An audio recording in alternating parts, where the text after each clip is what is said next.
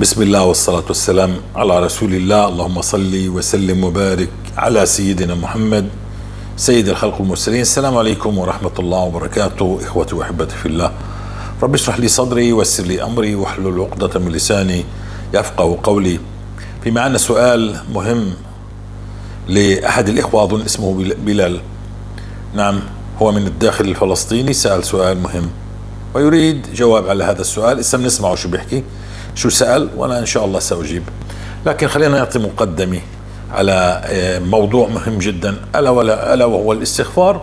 ولربما يعني نجنح إلى سورة البقرة، ما السر الذي فيهما وعلى ماذا هي الركيزة. طبعا كل إنسان بده يتكلم من دليل، يعني بده يكون عنده دليل. أول شيء دليل ديني، إنه أنا يعني أعمل هذا العمل والله وافق هذا العمل ورسول الله حث على هذا العمل فأنا أخذت به.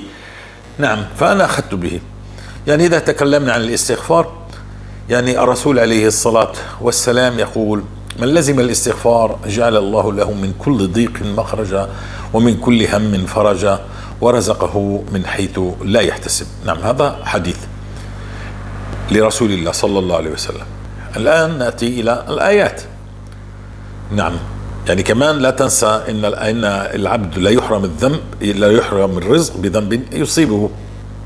إن العبد لا يحرم الرزق بذنب يصيبه. بسم الله الرحمن الرحيم. هدول الآيات والأحاديث خليني ببالك لما أنا بدي أتكلم. طبعا بدي أتكلم وقدر المستطاع بدي أختصر، لكن راح يطول الكلام.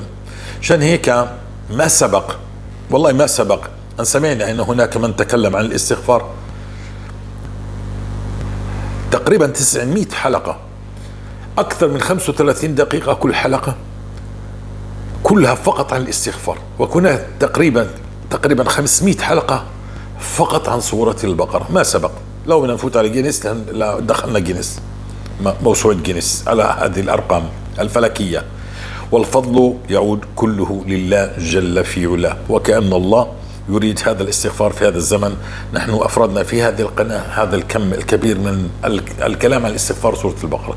فمن يريد أن يستفيض في كلام لربما أنا ما يخطر على بالي إني أطلعه الآن، فهو موجود في القناة، بينا.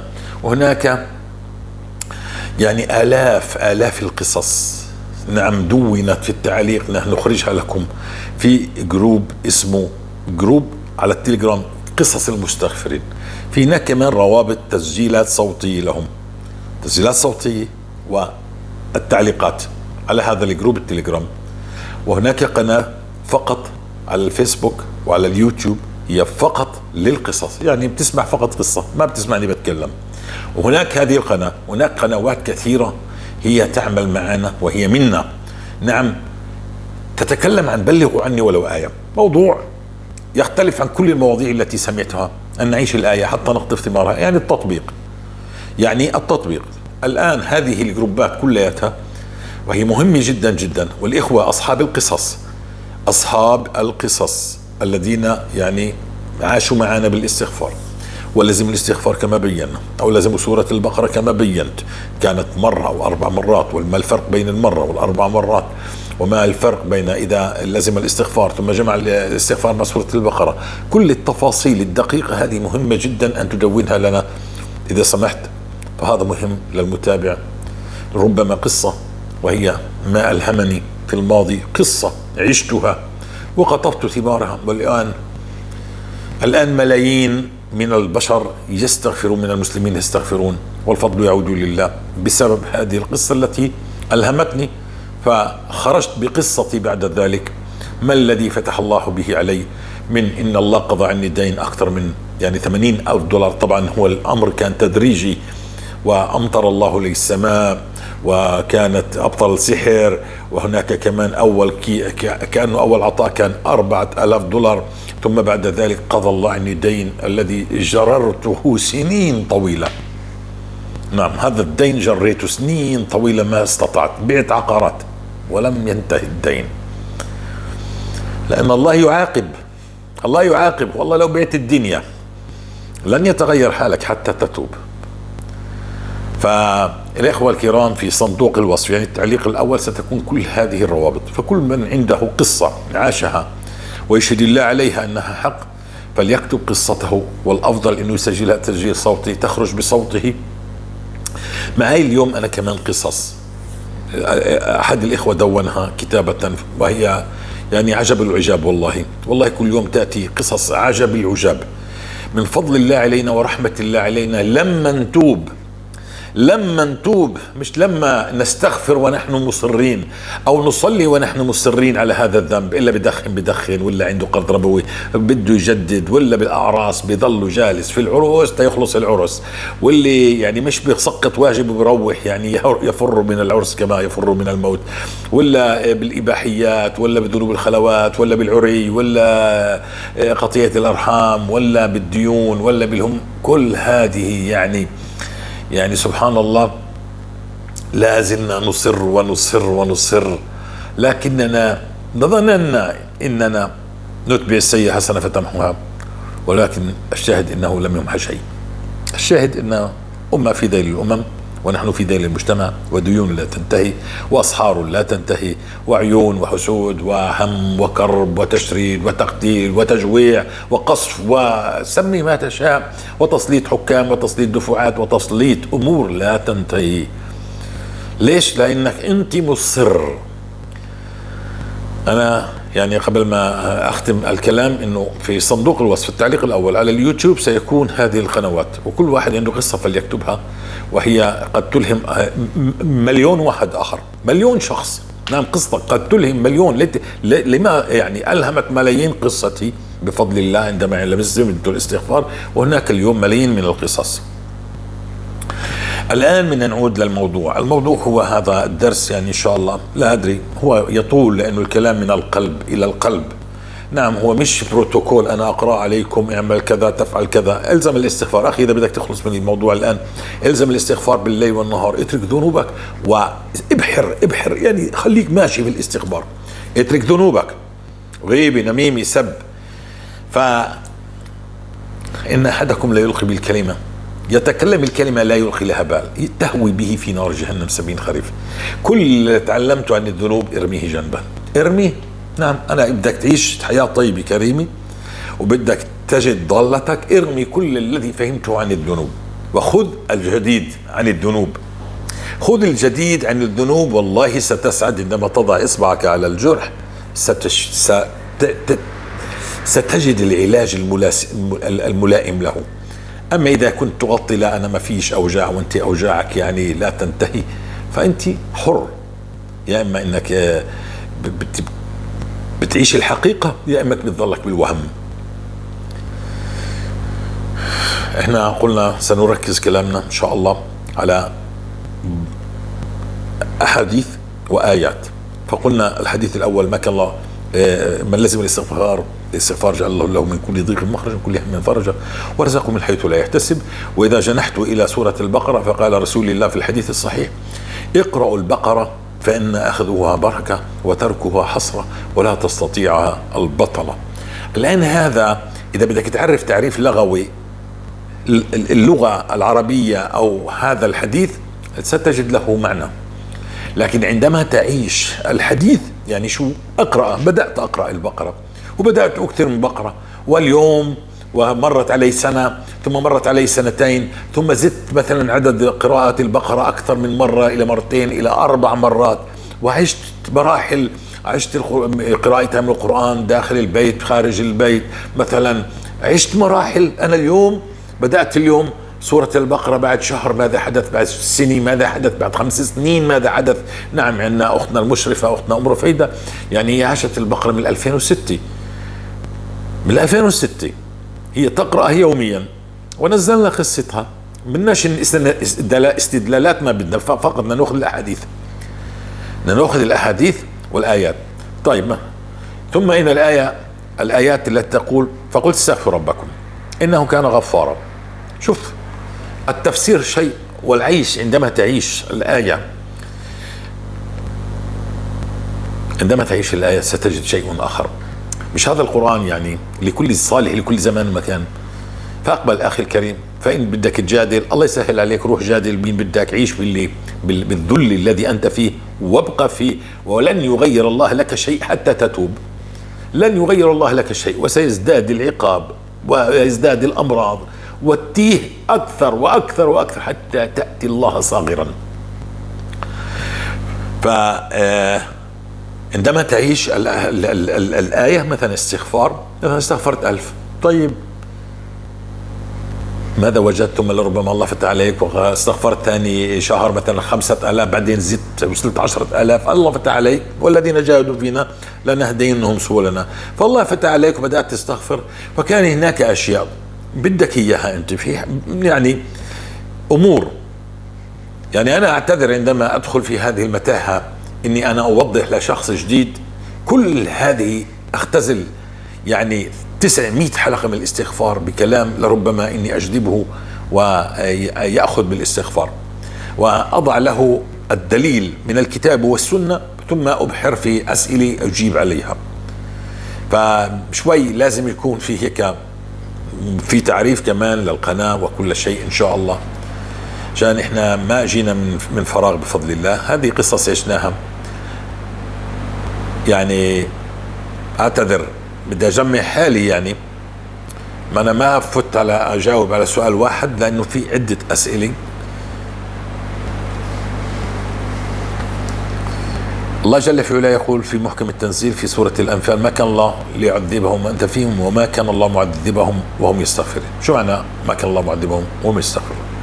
معناها أي إشي بضايقك هو عذاب، كل إشي بضايقك، أولادك مغلبينك، ما فيش مال، مديون، مهموم، مش عارف تخلص حالك، السلطات بدها منك فلوس، على وشك الحبس، على وشك الطلاق، عندك سحر، عندك تعطيل، تجارتك مش ماشي، مش كله عذاب؟ سمي ما تشاء، كله عذاب. لا. طيب شو معنى كلمة ما كان الله معذبهم يستغفرون؟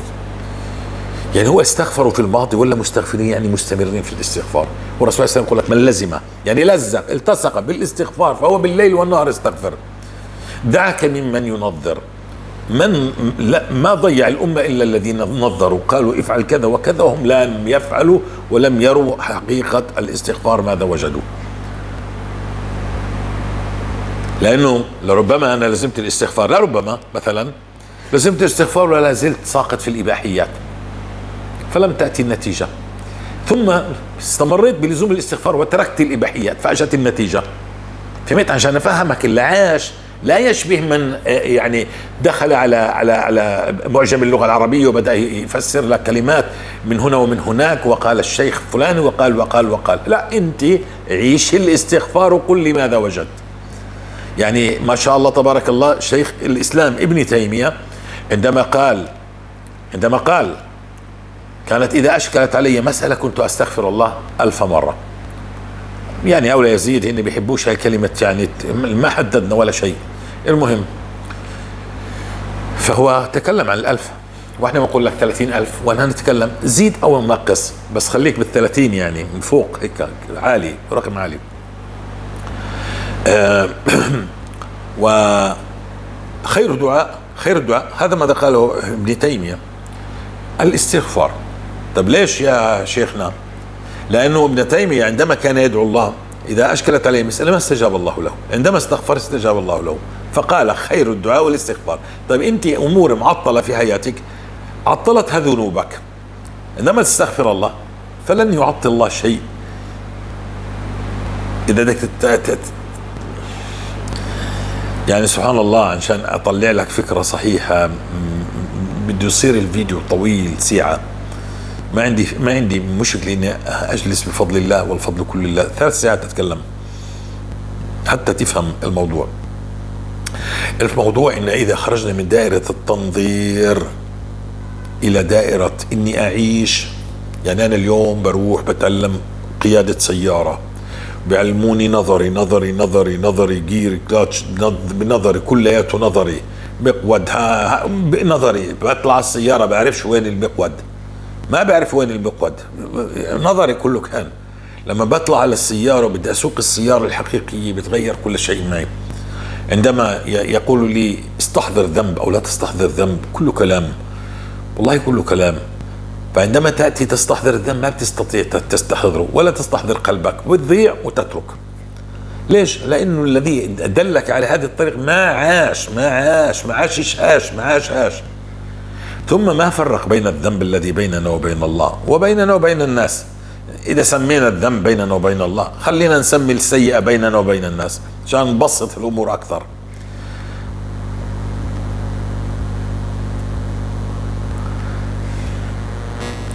صراحة أنا بوقف مرات أكمل ولا أمحى الدرس وأبدأ من جديد، وعندما فعلت هذه الفعلة وجدت نفسي أعود على نفس الكلام، وكأن هي هذه خارطة الطريق للكلام الذي نريد أن نوضحه. نعود لنفس الكلام وأصل إلى عدد دقائق أطول. فيعني سبحان الله، لازم تكون صورة واضحة عن الكلام. صورة واضحة عن الكلام إن التنظير لا يشبه الحقيقة بشيء. إنك تعيش الاستغفار لا يشبه إنك تقول إنه استغفر واستحضر. فلو أخذنا ما كان الله معذبهم يستغفرون، فالله لا يعذب مستغفر أبدا أبدا، ما زال لازم الاستغفار. يعني لسانك رطب بالاستغفار، هاي واحد. اثنين، في ترتيب للاستغفار، يعني ترتيب عطاء من عند الله. الله يعطي حسب ترتيب سورة نوح. ليش؟ منين أنا بجيب الكلام؟ أنا عشت الاستغفار، والذين عاشوا معنا الاستغفار بآلاف القصص يعني وجدوا ما تكلمنا ودونوها وبينوها لك. فإن بدك تأخذ بكلام من لم يعيش الاستغفار لك ذلك، بدك تأخذ بكلام من عاش الاستغفار، وهذه الأحاديث تنطبق من لزم الاستغفار. فما قال رسول الله من استحضر ذنبه واستغفر على هذا الذنب وبكى عليه مثلا، نعم ابكي على خطيئتك، هذا شيء آخر. نعم. تفرق الأمور كلها، بتفرق عندما تعيش الاستغفار. فقط تردد الاستغفار وعيش الاستغفار، سيرفع الله عنك كل بلاء إذا تركت الذنوب. نعم. طيب أنت فهموك إنه هذه الذنوب يغفرها السيد الاستغفار. طيب ما أنت استعملت ويعني قلت السيد الاستغفار، وأنت قلت سبحان الله وبحمده 100 مرة، والأمور لا زالت معطلة. وأنت قلت كل الأحاديث وكل الاستغفارات التي في الدنيا التي نزلت في الدين، ولكنه لم يغفر لك ولم يتغير حالك، وبقي العقاب مستمر عليك. طب ما أنا متضايق، راحوا ولبسوك، أعتذر، هذا هو الحال، هذا اللي كنت أنا، ما أنا منكم، ما أنا واحد منكم، ما أنا كمان كنت أبحث عن خلاصي كما تبحثون عن خلاصكم. يعني أنا لا أتي بشيء جديد اخترعت اكتشفت شيء، لا، أنا كمان كنت تعبان في هذه الدنيا، ما تركت تجارة وما تركت أمور يعني حتى أخلص من الذي أنا فيه، وأنا ملتزم وحجيت وصليت وقمت الليل واعتكفت ليلة الخميس في المساجد لمدة طويلة، وصمنا اثنين وخميس، اعتكفنا بين الفجر والشروق، وصمنا اثنين وخميس، وتصدقنا وسارعنا في الخيرات، ولكن الأمور إلى الخلف سر. طبعا كانت هناك في ذنوب بيننا وبين الله ما تركناها ولا استطعنا أن نتركها. فكيف تغيرت الأحوال؟ نعم، هذا اللي نبينه، إنه ماذا يفعل الاستغفار لما بتفهم شو معنى، كيف بدك تستغفر. يعني لما انت بتعيش الاحاديث هاي مع الايات هاي اللي بدي اقول لك اياها، وتعظم الذنب ولا تلبس سيد الاستغفار يغفر كل شيء، سيغفر كل شيء. انا ببين لك وين، سأبين لك متى. ومن قال استغفر الله العظيم الذي لا اله الا هو الحي القيوم واتوب اليه، هذا وان فر من الزحف، سأبين لك متى يغفر الله لك كل هذا. لكن نبدأ بالحديث الأول. يا رسول الله إن فلانة تصوم النهار، بعدني بقول لك بصوم، كنت أصوم اثنين وخميس، وتقوم الليل، كنا نقوم الليل ونعتكف في المساجد وحتى إلى الفجر والشروق، وبرمضان كل رمضان كنت أعتكف إلى الشروق، تقوم الليل إنها تقوم الليل وتصوم النهار، لكنها تؤذي جيرانها في لسانها. شايف كل هاي العبادة ارميها، مش بس ارميها، والله هوين انك ترميها، ولك والله هوين انك ترميها ولا تحسب لك. بل سيكبك الله في النار. قال لا خير فيها فهي في النار، مش محسوبة، مش راحت أدراج الرياح. طب إذا أنا الله بده يكبني في النار، يعني أنا شو بده هاي الدين اللي أنا عايشه هذا؟ كيف بديش أكون أقتل في البحار وشرد هاي الحروب التي لا تنتهي؟ زين الأمر، زين الحديث. أنت استقليت هذا الذنب، أنت مصر، لا زالت تؤذي جيرانها في لسانها، هي مصرة، هي مستمرة. طيب حديث المفلس، هلا كلكم يعرفوا ما حديث المفلس، وإذا يعني أنا سأختصره. يعني هذا الذي صام مثلنا نحن، نعم نحن كلنا الذين نجلس في المساجد ولربما في الصف الأول في المساجد نصوم.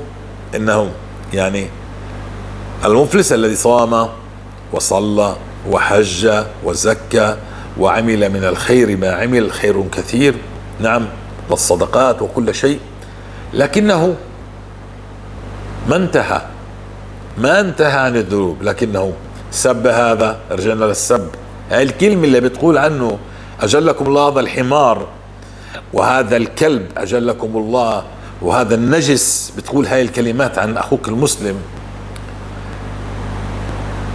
شوف، لكنه سب هذا وشتم هذا وأكل مال هذا وسفك دم هذا، فهذا بالآخر فنت حسناته من كثر ما سبه. كان بتعرف تقعد انت مجالس، يلا هذا أجلكم الحمار وهذا ككلب وهذا ما كذا، جالس مبسوط بتتكلم عن هذا وبتوزع أدوار وبتسب على فلان وهكذا، وانت ماشي. وبعدين ايه، استنى الصلاة، اجت الصلاة، لا مستعجل، استنى شوي.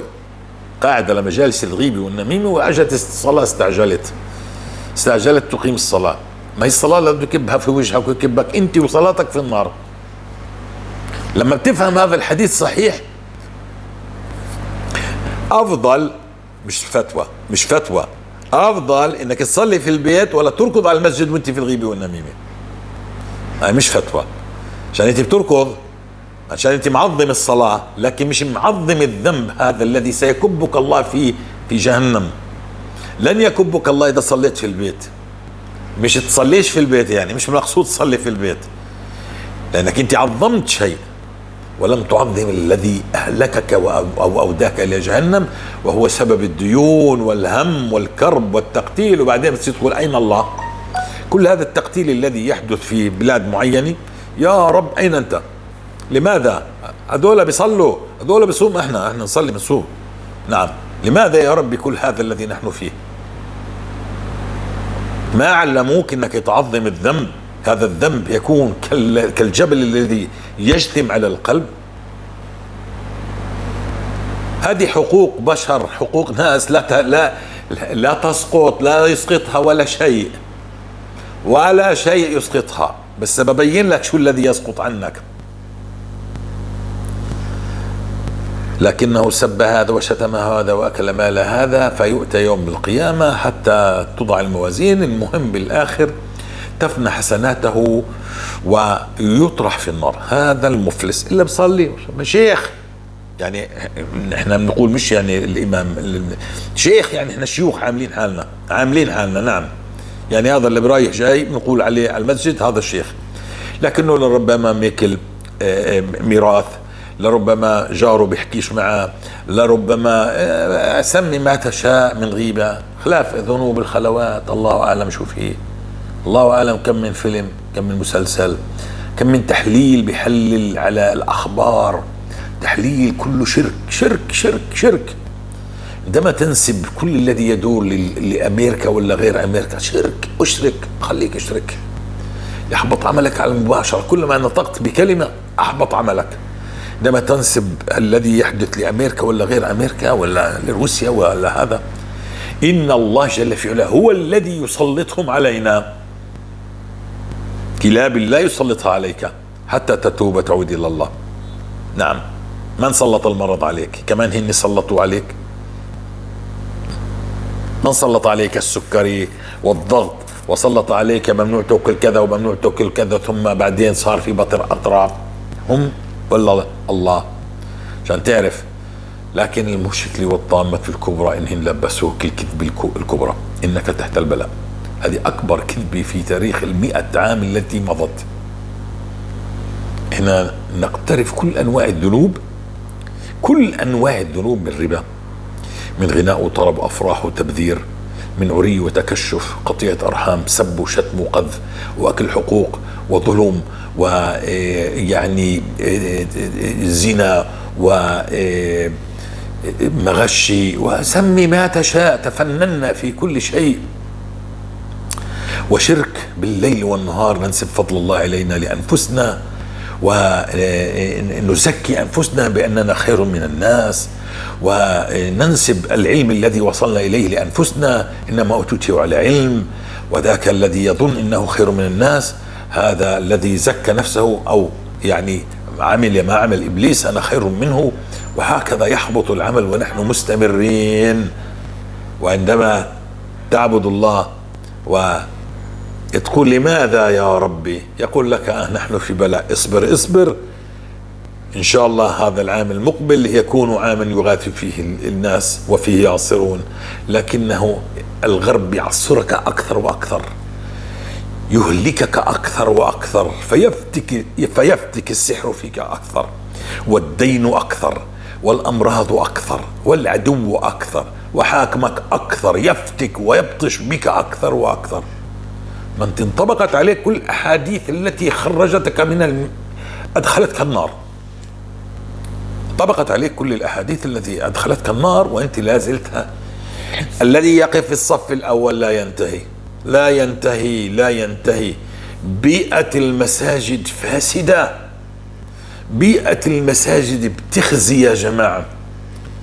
المصلي راكب راسه معربد في المسجد، نعم، لا يأمر بمعروف ولا ينهى عن منكر، وإذا أمر بمعروف أو نهي عن منكر أنكر كل هذا. يعني ترى الناس واقفة لبعض في المساجد، في المساجد داخل المسجد. فماذا أصبحنا نحن؟ ماذا أصبحنا نحن؟ إذا إحنا بدنا نبقى نظن إنه إذا أنا بدي أقول سيد الاستغفار في هذا الحال سينفعني، فأنت مسكين، أنت مسكين.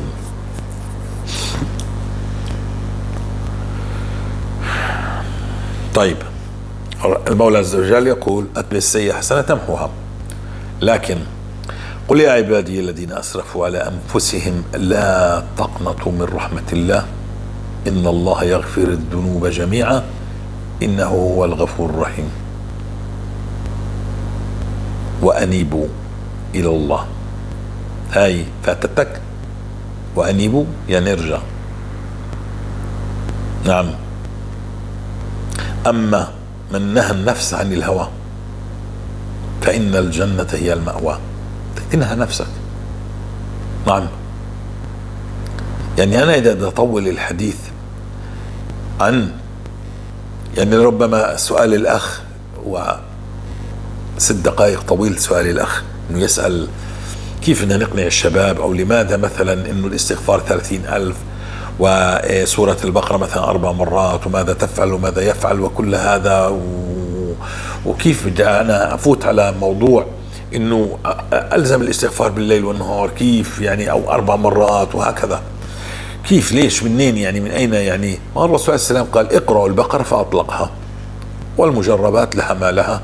يعني هذا الصحابي الذي عندما لدغ سيد قوم على زمن رسول الله فرقاهم في الفاتحة، فقال له رسول الله وما أدراك إنها رقية، ونحن بفضل الله الرسول عليه السلام قال لنا اقرأوا البقرة فإن أخذها بركة وتركها حصر لا تستطيع البطلة، فعشناها والله فتح علينا وزدنا، فوجدنا إن أخلاقنا نعم، كل السقطات التي فينا التي يحاسبنا الله علينا تبخرت منا، مش بفعلي إني فقط قرأت سورة البقرة. تعرف أنت لما بتوكل بعد شوي، يعني بعد ما توكل تشبع، بطل يعني بيحطوا لك كل أنواع الأكل، خلص أنت أكلت. فأنت عندما تقرأ سورة البقرة فقط ترددها يا أخي، فقط اقرأ سورة البقرة، ما يجي واحد يقول لك عند كل آية وقف وتفكر هذا كذب. إذا كان عنده علم آخر فعلم آخر، يعني بده من باب التفكر، إذا وجد الشيء فليقول. لكن أنت عندما تردد سورة البقرة وتكثر منها ستجد نفسك إنك تغيرت، أولوياتك تبدلت، أنت إنسان تغيرت، ما فيها شطارة، فيها توفيق من الله إنك أنت أخذت سورة البقرة محمل الجد. والذي يريد الله بهم خيرا سيمنعهم عن كل شيء. الذي يريد الله به رحمة يمنحه، يعني بخرب بيته شيلي بسكر عليه كل شيء. لأنه إذا كان في لازال منفس من قرض ربوي، من سوق سودا، من واحد يقرضه، من واحد يساعده، فسيبقى يعني يبحث عن غير الله. مفهوم؟ لكن عندما يطبق ولا واحد بده يساعده فأراد الله به خيرا، بقول لك أنا في كرب لا يعلم به إلا الله، ما هو الله الذي عمل لك هذا الكرب، لأنك أنت مش فاهم إنه رزقك عطلته ذنوبك.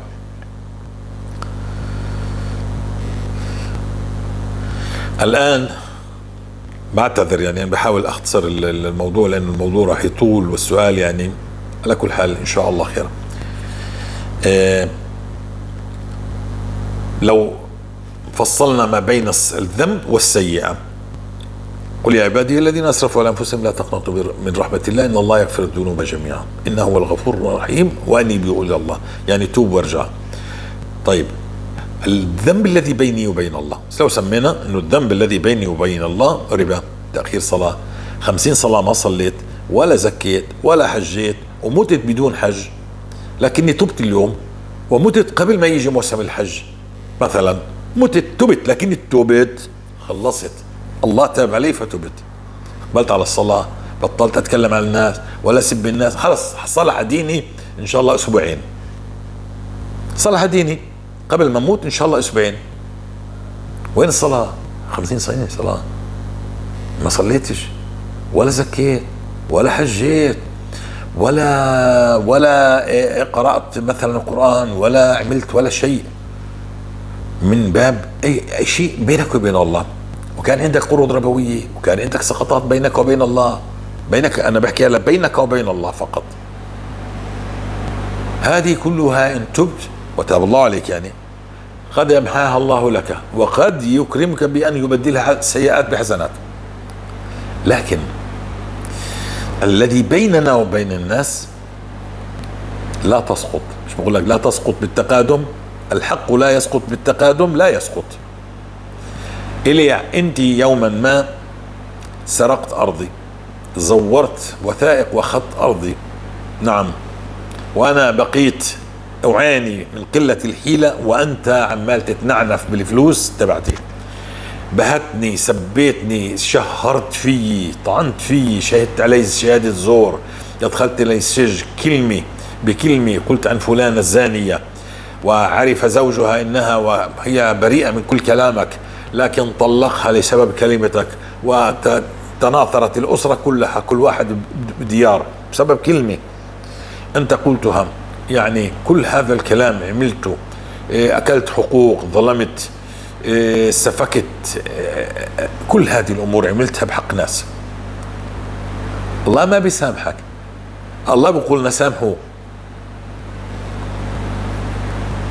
فهذا حقي، من عدل الله أن يكون هذا حقي، أنت ظلمتني أنا، هذا من عدل الله أن يكون حقي، والله جل في علاه هو العدل، هو العدل، فسيجعلني أقتص منك يوم القيامة،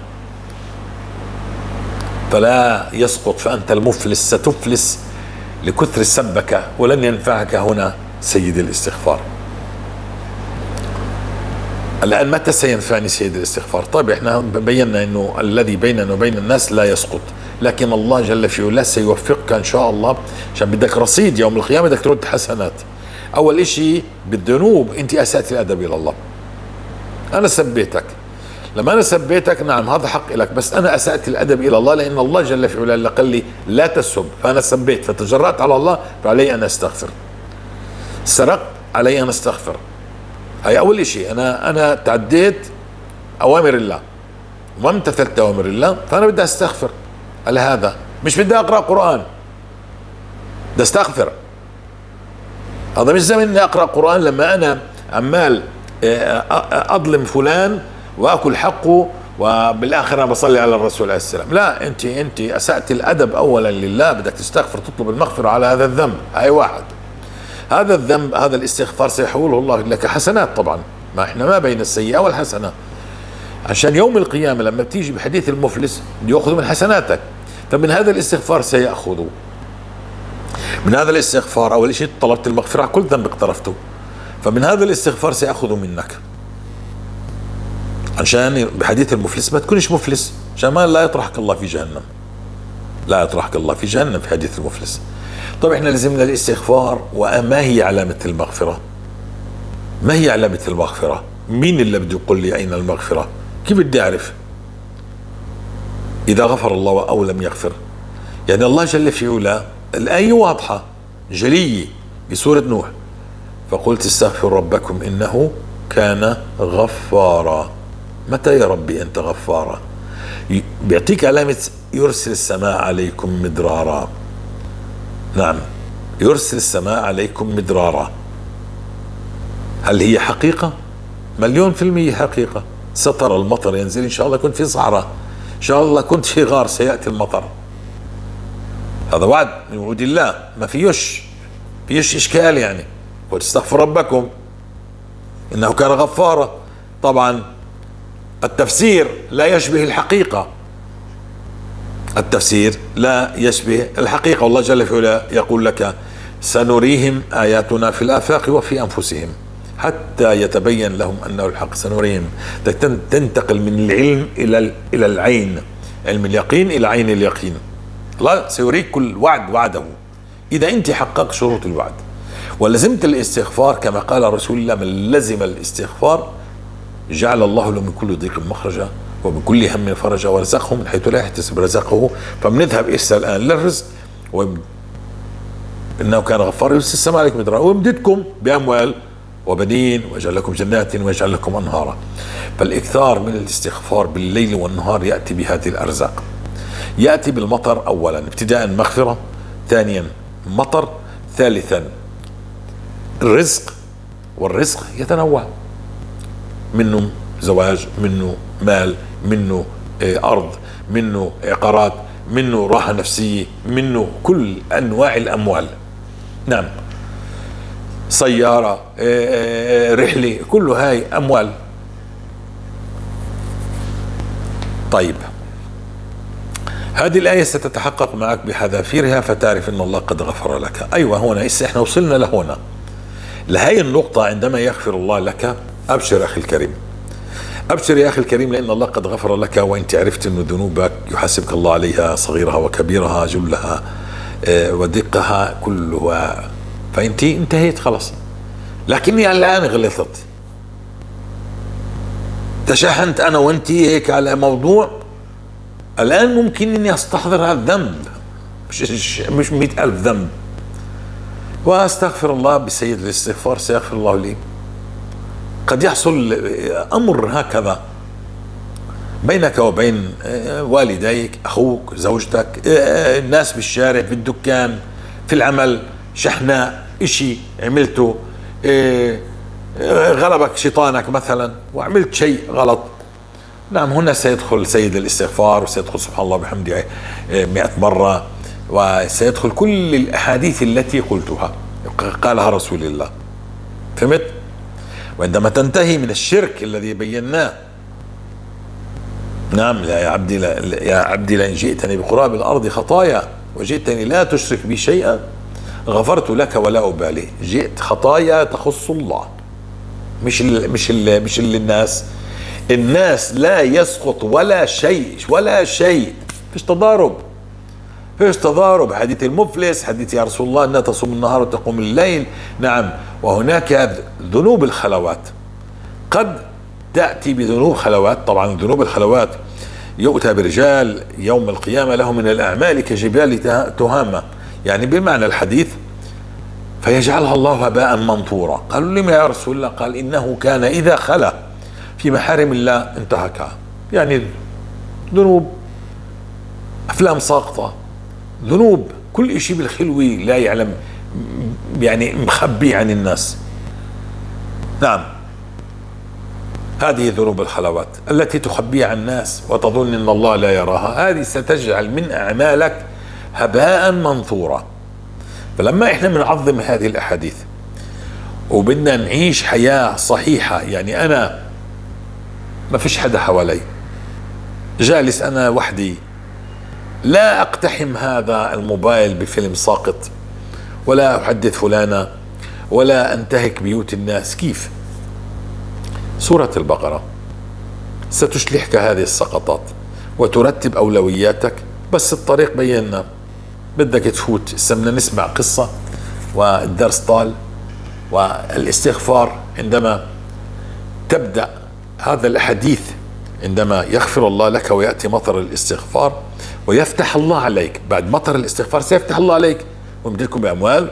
طبعا أنا بفضل الله بال 2015 وال 2022 نفس العمل.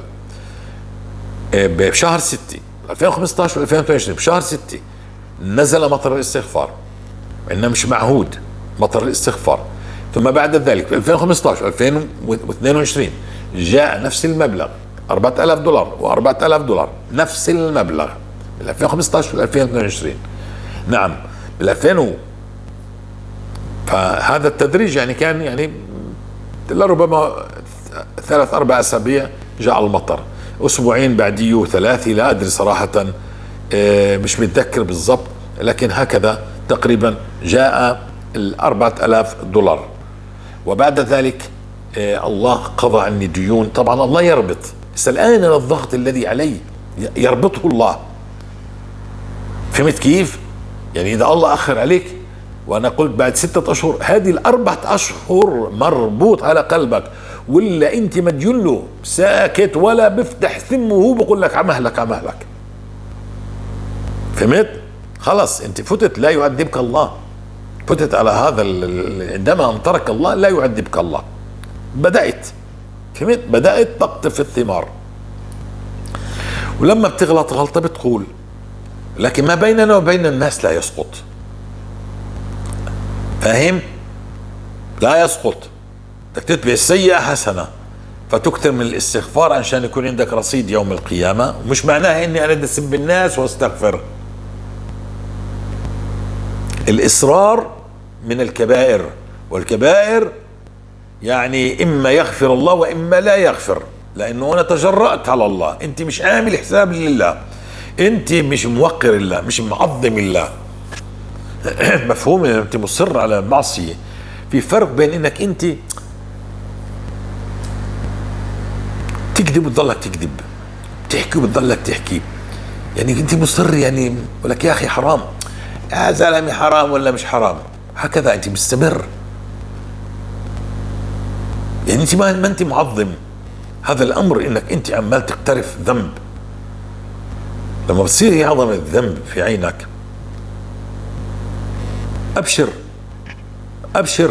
نعم لما بتصير عندك انت وازع داخلي من عندك، لا يا عمي ما بينفع عندي تضلك انت تسب الناس وتتكلم هذا الكلام بذيء.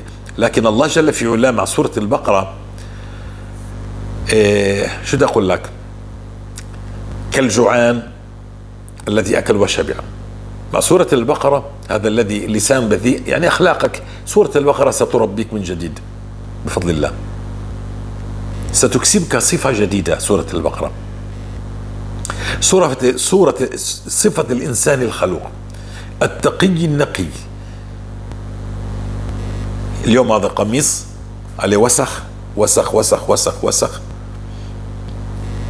أنا أخذت سورة البقرة بدأ ينظف. مش أنا بحكيش على الذنوب، إسا على الأفكار الهدامة. نعم، مسلسلات، أفلام ساقطة، أعراس قبل أعراس، بنات، قطيعة أرحام، ظلم، كل هذا، أظن إني خير من الناس، كل هذه الأمور، يعني هذه الأفكار التي يعاقبني الله عليها، ولا ترقى إني أكون من مرآة لدين الله. يعني أنا الناس نظر إلي قال والله هذول إن المسلمين الذين يعني يدبون على الأرض كما يريدهم الله، كنتم خير أمة أخرجت الناس تأمرون بالمعروف وتنهون عن المنكر. فأنا بأخلاقي لا مش منهن، لكن عندما أصبح بأخلاقي مع سورة البقرة هي التي أنت أعوج، عشان أفهمك. أنت فقط تقرأ، أنا بفهمك أن سورة البقرة لها فعل.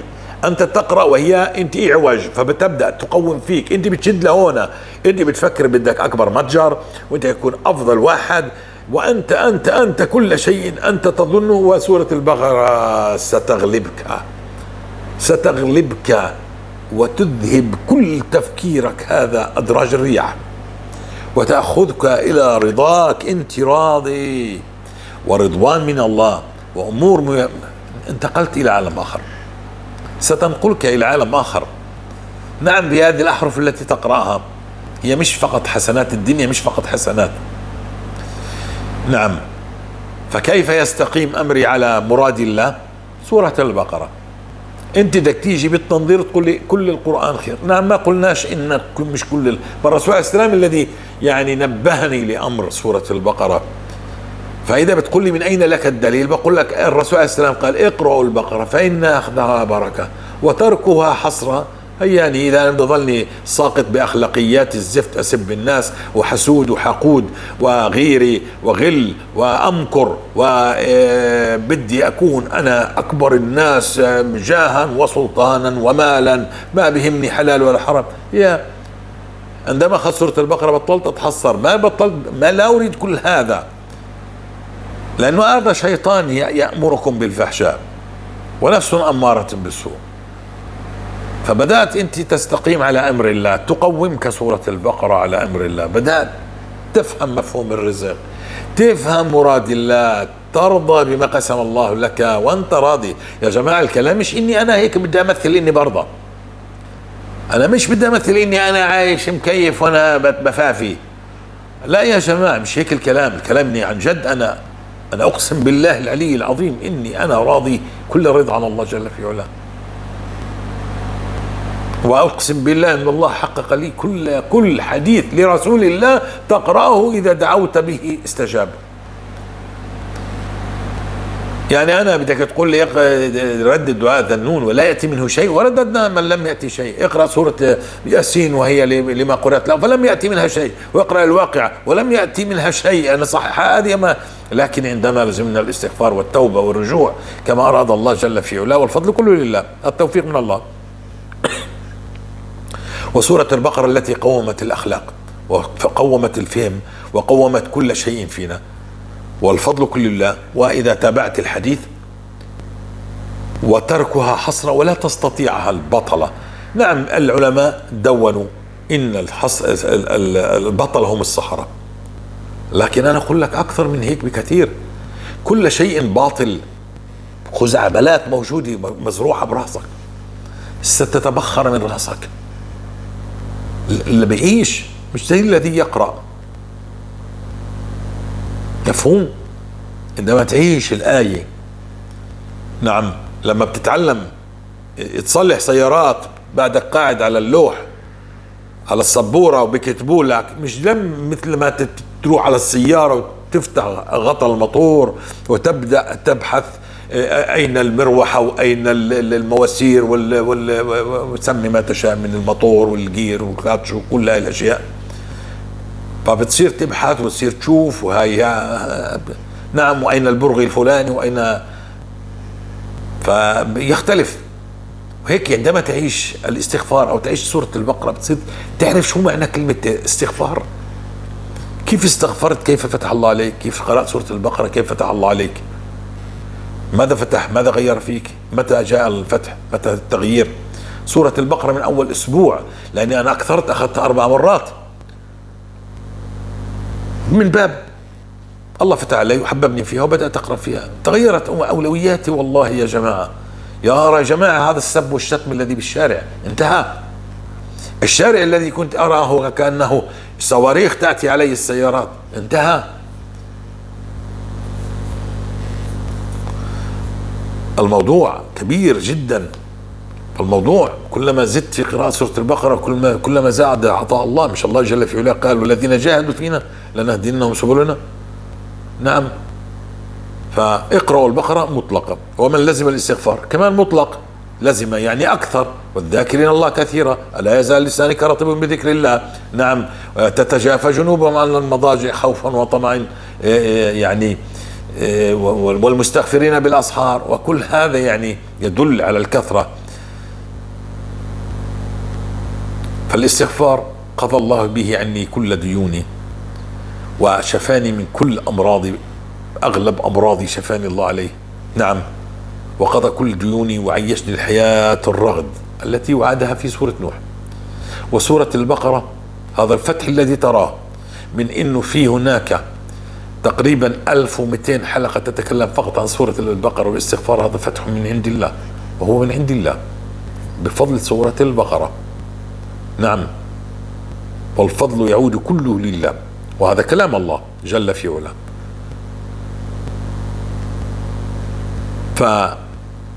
ومفهوم الرزق، وليش احنا في ذيل الامم، وليش هذا الذنب؟ طيب ما في سيد الاستغفار، طيب ما في وان فر من الزحف، وفي اشياء كثيره. طيب متى يستجيب الله لكل هذه الاحاديث التي قال رسول الله صلى الله عليه وسلم ما دعا بها مسلم، يعني الدعاء ذنون، الا استجاب الله له، وانت دعوت ولم يستجيب.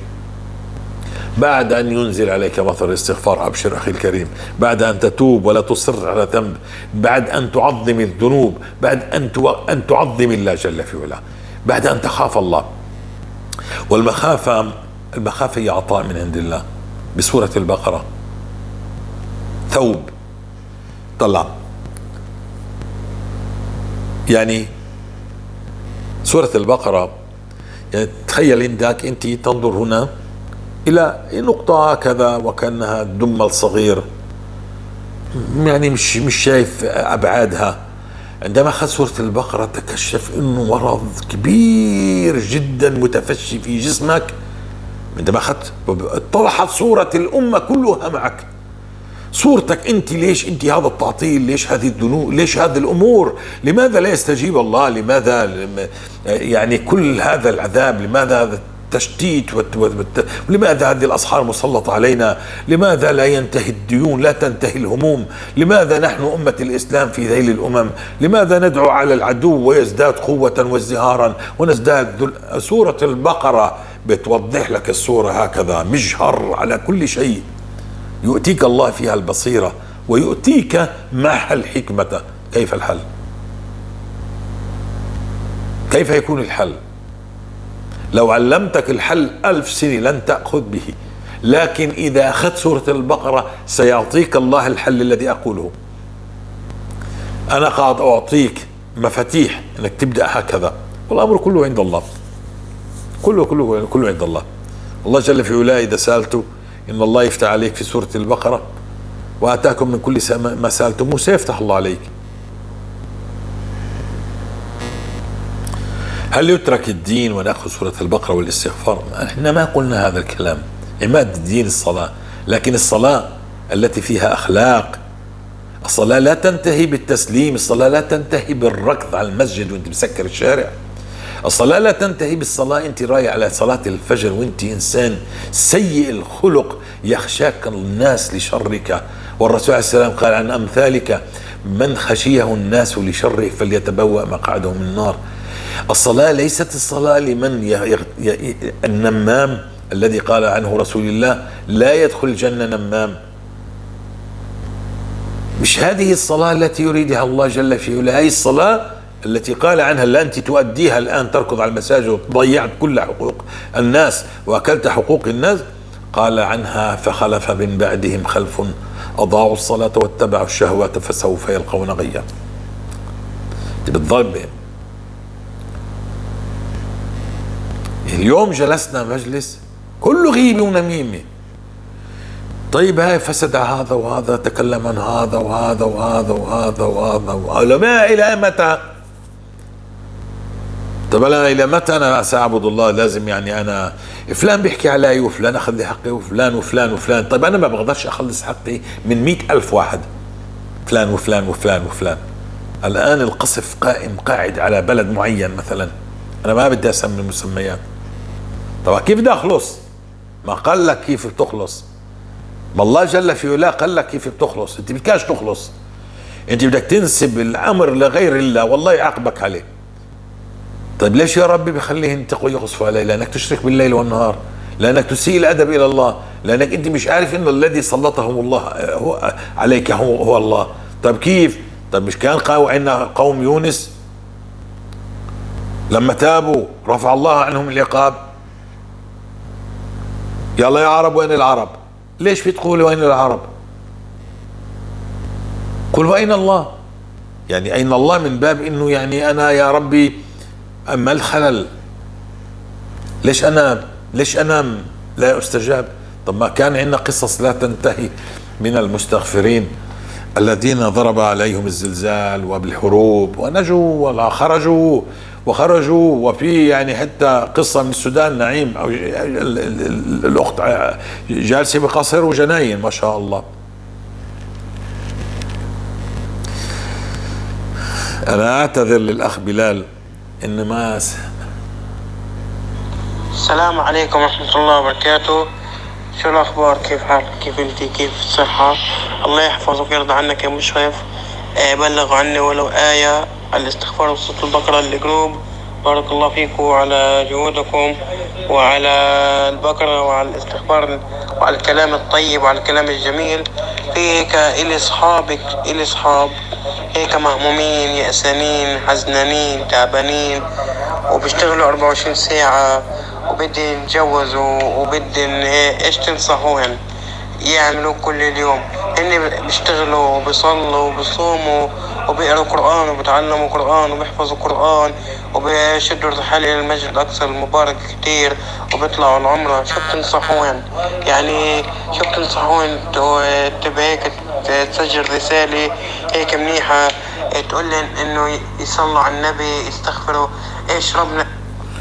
بقولهن ان الذنوب حولها الله الى ديون، الى هموم، الى كروب، الى تعطيلات. الذنوب هاي الكلمة اللي بتحكيها وانت مش مستملها هاي سبب ذلك. عندما يعني تظن انك خير من الناس هذه الذنوب. نعم، فمن توب من هذه الذنوب ونلزم الاستغفار، لان الله لا يعذب المستغفر، يعذب الحافظ يا اخي للكتاب الله، يعذب كل الناس الا المستغفر. استثنى. بدك تخرج من دائرة العذاب استغفر الله، الزمه بالليل والنهار. ستخرج من دائرة بدي اتزوج وبدي اعمر وبدي اعمل وانا اعبد الله. الله خلك في الاستغفار وابدلكم باموال وبنين ويجعل لكم جنات ويجعل لكم انهارا. طب ما في سنن لله، خذ السنة، عيش سنة الله، لا تحابي احد سنن الله، هذه وعود الله. طيب،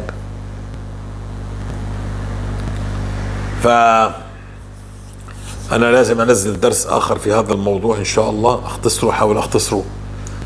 فسورة البقرة هي الأخلاق، والاستغفار هو رحمة الله والأرزاق والخيرات. وأن يا قوم استغفروا ربكم ثم توبوا إليه يمتعكم متاعا حسنا إلى أجل مسمى ويؤتي كل ذي فضل فضله. فننصح الناس أن يفهموا مفاهيم الذنب، كيف يحاسب الله عليه. هذه الأحاديث كيف رميت جانبا أو نحيت جانبا، وأعطوك سيد الاستغفار الذي لم يفعل لك شيء. سيفعل سيد الاستغفار بعد مطر الاستغفار، يعني بعد ما تتوب خلصنا، احنا اقبلنا على الله، احنا ختم الله علينا من القوم المستغفرين. نعم، الله ختم علينا الختم عندما لزمنا الاستغفار. بعد شهر شهرين من 6 أشهر ختم الله عليه أنك من المستغفرين.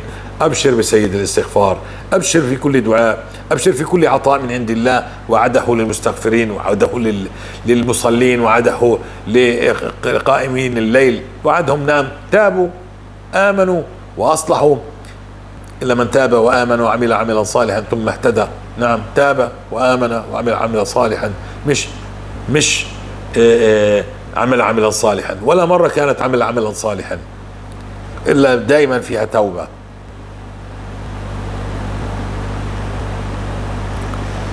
فالتوبة هي أهم شيء إنك تعملها. خلصنا، شو أعمل؟ وقف عن الغيبة، وقف عن النميمة، وقف عن الربا، انتهي عن الإباحيات، انتهي عن السب، روح صالح أمك وأبوك، روح رد الحقوق لأصحابها، روح يعني ابدأ غير، لا تبقى على ما أنت عليه وماسك مسبحة أو بتقوم لي الليل وبتصلي نهار. كل إذا هذا أنت من هذه الأحاديث انطبقت عليك رميت صلاتك في وجهك، وأنت من الذين قال عنهم الله جل في علاه فخلف من بعدهم خلف أضاعوا الصلاة واتبعوا الشهوات. متبع شهواتك، تعمل شو بدك، وبالآخر تركض على الصلاة. أنا صلي 10 سنين ولا مرة فتنتني صلاة الفجر، وكل الناس قرفاني منك أو أخلاقك، ما نصحت ولا ذكرت ولا يوم ذكرت الناس بشيء. ما الله لا يستجيب لك يا أخي إذا لا تأمر الناس بالمعروف وتنهاهم عن المنكر. لا تأمرون بالمعروف ولا تنهون عن المنكر أو ليشكن الله يسلط عليكم عذابا لا يرفعه تدعونه فلا يستجيب. فإذا أنت لا تأمر الناس بالمعروف لأنك أنت من أهل المنكر، بإيش بدك تأمرهن يعني؟ وأخلاقك يعني أخلاقك يحاسبك الله عليها، وشركك الذي لا ينتهي، وظنك أنك خير من الناس، زكيت نفسك ونسبت فضل الله عليك لغير الله أو لنفسك، هذا كله تحبط العمل. ابدأ راقب الله، ابدأ وكأنك عمال تشتغل في منطقة كلها يعني أسلاك كهربائية مكشفة، الذنوب أسلاك كهربائية مكشفة، كلما دقمت في سلك أذهب عملك. نعم أذهب عملك. عظم الذنب كأنه كهرباء ستقضي عليك، ستقضي على كل حسناتك، وبالأخص الشرك الخفي، لأنه عشنا الشرك الخفي الذي أطفأ 6 أشهر من العمل الذي بفضل الله كنا 6 أشهر 5 صلوات في تكبيرة الإحرام الأولى، 30,000 استغفار، 1500 صلاة على رسول الله، 13 من ركعة من قيام الليل، صيام كان قبلها صيام اثنين وخميس وكنا في رمضان، وصدقات ودروس في المساجد كلها.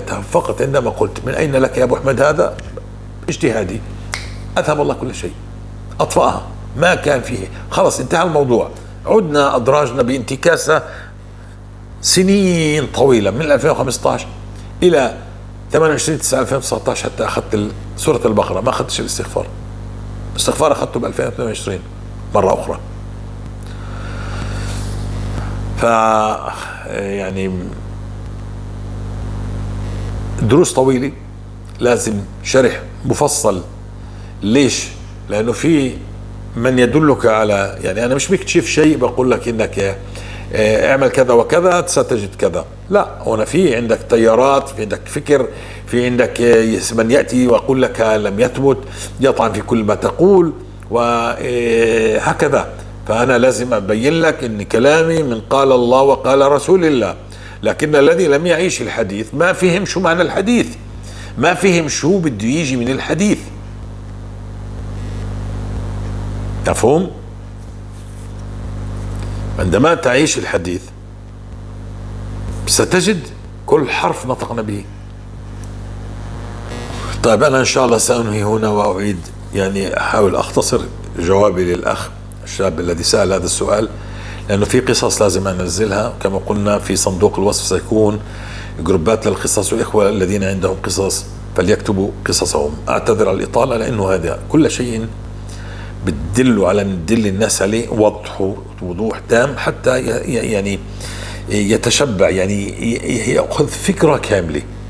أنت فقط استغفر، طبعا يعني اترك الذنوب واستغفر، ردد استغفر الله استغفر الله، رددها. وكذلك سورة البقرة فقط رددها، ابدأ ردد. طبعا أنا بينت في خارطة الطريق، نبدأ بالاستغفار وبعدين نأخذ سورة البقرة. الحمد لله رب العالمين، وآخر دعوانا أن الحمد لله رب العالمين، وصلي اللهم على سيدنا محمد.